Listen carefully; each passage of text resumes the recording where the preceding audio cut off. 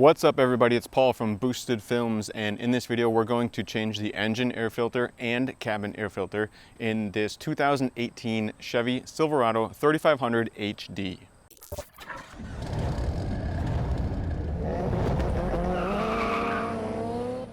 So we're going to start off by changing our cabin air filter, and this is the typical behind the glove box cabin air filter setup. So we're going to open up our passenger side door and we're going to move our seat back just to give us a little bit of extra room. Open up your glove box, just take anything out of there that's in there, might make this job a little bit easier. The main part of this is there are just 4 of these torque style screws. So you will need a torque, one of those star shaped, wrenches or sockets to get this out, just so you're aware. But there are 4 of those type of screws holding your glove box in place. So there's 2 on the top and 2 on the bottom. And as you can see now, we're just removing the top 2 screws.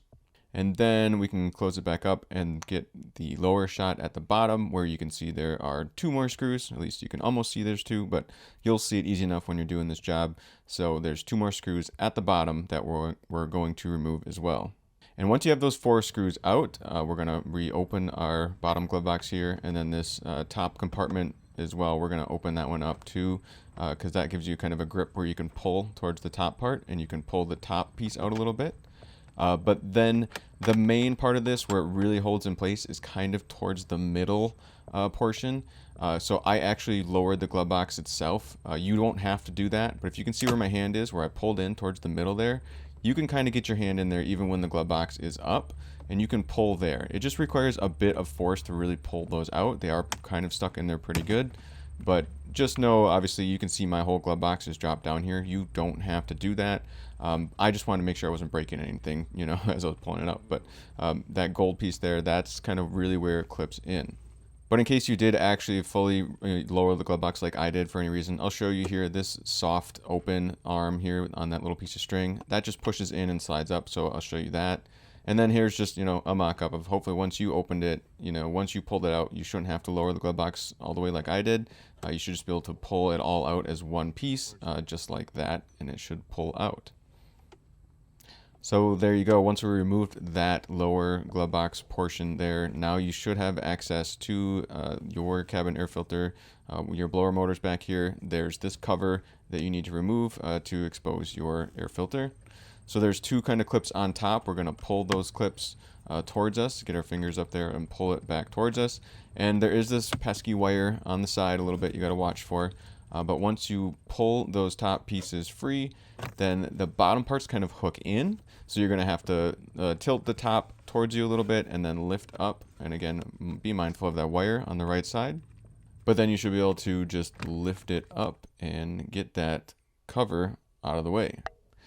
As you can see, this is a cabin air filter that hasn't been changed in quite a while. Once again, just move that wire a little bit out of the way so you can pull this air filter out. If yours is like this and it hasn't been changed in a while, if it's got larger debris on it, don't be afraid to bend the filter to keep that debris on top of the filter like I'm doing now. You prefer to take out any of that larger debris, keep it on that filter to get it out, because you don't want it falling into your blower motor that's down below. So just try to, again, keep it all on top of the filter if you can, or as best as you can, as you pull out that old filter. And note there is airflow direction. We're going to have airflow direction down on this style. So we're going to take note of that. That's the way this one came out. And here's our new cabin air filter that we're going to put in. So of course, we're going to open that one up. We're going to note the airflow direction on that one as well. And then I always like to compare the parts I buy to the parts I removed. Just make sure they look the same and make sure it should fit back in there like we want it to. And of course this one does. This is about the same height, width, and depth. So we should be all set to reinstall this new cabin air filter. But before we do that, again, because this had some larger debris in it, I was shining a flashlight in here, and I used my hands to pull out a couple other pieces of debris. I encourage you to do the same. Take a look inside here before you install your new one. Just make sure nothing is going to block this new filter from going in, and that no pieces would fall in as well. You can use a vacuum too if you needed to. So here we go. Again, airflow direction, arrow pointing down. We're going to give this one a little bit of a squeeze, work it around those wires and line it up, and then end up pushing it in place. it should just slide in fairly easily. Shouldn't take a lot of force to push it in. And once it pushes all the way back in, it should be more than flush. It should sit in there a little bit and be all the way back. So as you can see now, how it sits. Back to this cover, you can see we're going to want to set these bottom pieces in, these hook type pieces. We're going to try to set those in and then tilt the top piece back towards our blower motor. So again, working around these wires that are a little bit in the way, but not the biggest pain. You can usually work around them pretty easily. Just kind of required two hands here. So I'm blocking your view a little bit, but I think you guys get the idea. We're going to get this tilted a little bit again, so we can get those bottom parts hooked in place. And once you do that, you should be able to just push the top pieces up and you should hear them snap in. And there you go. Once both sides have snapped in, you can just give it a little pull, make sure it doesn't just come right off, but you should be all set. So now we're going to reinstall our glove box, of course. I'm pointing to where that piece is, where it really needs to line up and push in. So you're going to want to watch and line it up on those side pieces, and then also the very top part. There's two little protruding parts at the very top. But then you should just give it a nice push and it pops in place. And then of course we're going to reinstall the screws that we removed. So I started with the top screws. I screwed them in pretty far. Didn't tighten them up quite all the way, just made sure they were flush enough for me to close the glove box again. Then I moved down to the bottom and reinstalled those two screws on the bottom. And after I did that, I went back to the top and just made sure all four of these screws were tight. And of course, if you removed anything from your glove box, go ahead and put it back in. We're pretty much done with this job. Put everything back the way it was, close things up, make sure things open and close like they should, and that's it. We close our passenger side door and move on to the driver's side door. If you're going to do your engine air filter, we're going to open up our driver's side door. We're going to go down by the driver's side footwell here and then pull our hood latch. So we're going to give that hood opener a pull here. That's going to pop our hood. Then we got to open this safety latch, of course, to open the hood the rest of the way. So you got to put your finger kind of down and then slide it to the right or to the driver's side, as you can see here, and that will release that safety latch for the hood, and your hood should just glide up. Now here's our air intake setup here, and inside this box that I'm pointing to is our engine air filter. It kind of splits into two, an upper half and a lower half. So we need to remove this upper half to get access to our air filter. There are two screws here. I think a Phillips or a regular screwdriver will work, and also a socket. So however you want to do it, whatever tools you got, you should be able to remove these two screws, and that's going to be our first step in getting access to our old air filter. It's a little bit of a tight squeeze in here, so I ended up removing the hose clamp that holds the circular part to the top portion of this air box, just to make things a little bit easier, and I unplugged that sensor as well. But playing around a little bit, it's again a tight squeeze, so we're trying to push this kind of away from us, slide it up a little bit, but again, eventually I decided just to remove this clamp and give us a little more room to actually just lift this cover right out of the way. You might be able to leave it on there, but it might be more of a battle, honestly, if you just try to leave it all together as opposed to just actually removing this top part of the airbox here. And then there's one spot underneath this box where there is this wire or hose that basically connects. There's a little piece where it holds into place, so I pop that out eventually as well. But this orange part here, of course, is our air filter. So now we can just lift that and grab it out and pull it out of there. This is an oddly shaped air filter compared to some of the ones I've seen in the past. So we're, of course, going to pay attention to that. It's only going to go in one way when we go to put it back in. But you should be able to squeeze it out of there. This one also has like a separate like foamy part on the filter, which is the way the new one comes too. So should be how it goes.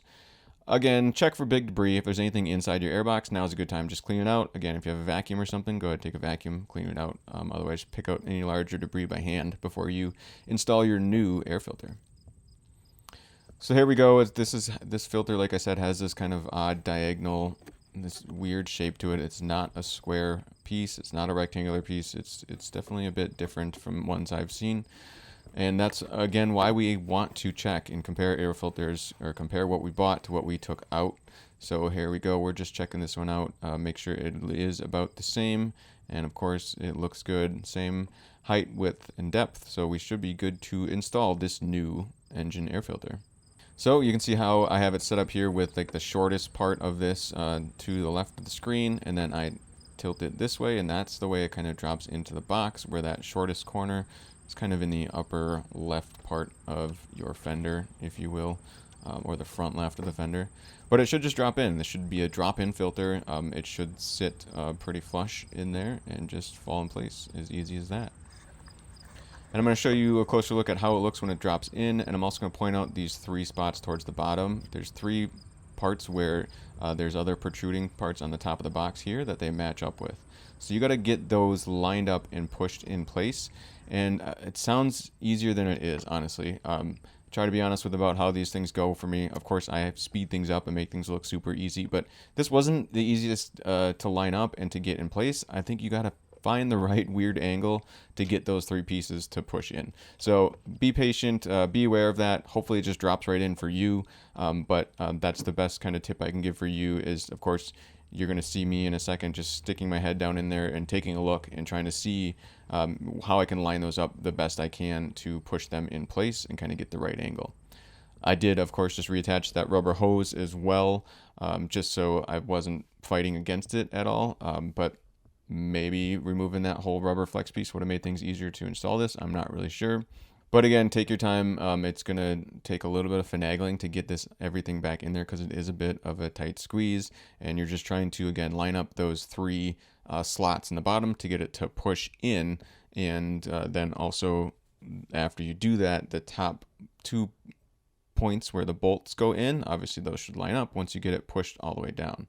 But of course, once it is lined up enough to get your screws back in place, just do that. Get one screw started a little bit, and then get the other screw started, and then you should be able to go back and tighten both of them up.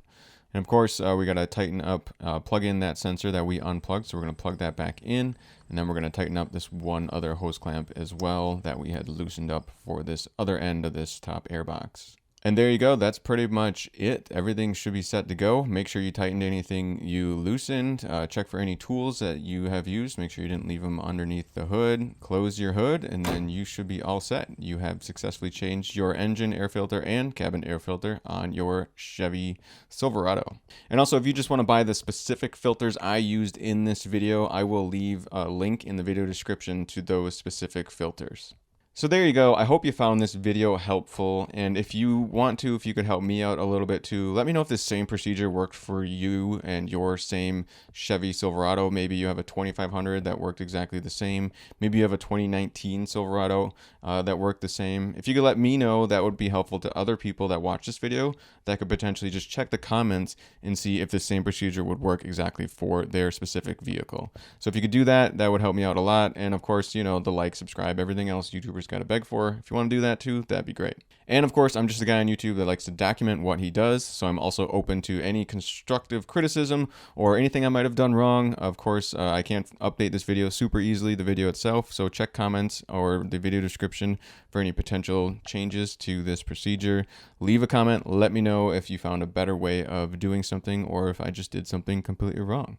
But as always, this is Paul from Boosted Films saying thanks so much for watching.